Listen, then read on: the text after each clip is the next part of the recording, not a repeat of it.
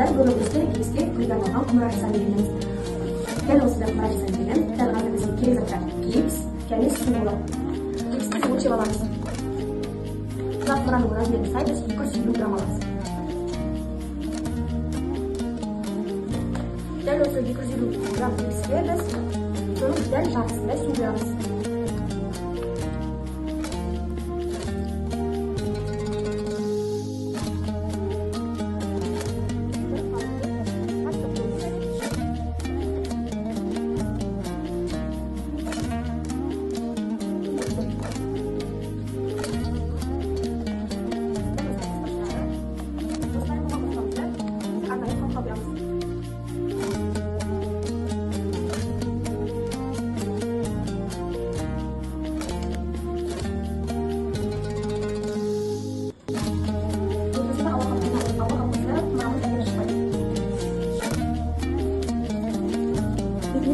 Ауалар кеткен бетіне сәл ғана спирт себеміз.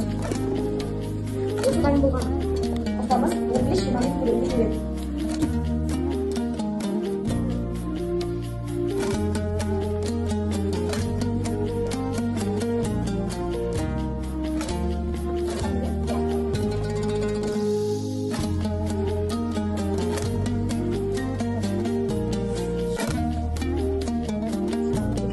Осында қалыпта дайын болғаннан кейін бізде дәл осындай құмырамыз шығады. Бұны өзіміздің жақындарымызға сыйлап жатса болады және өзіміздің бұйымдарымызды сақтап болады.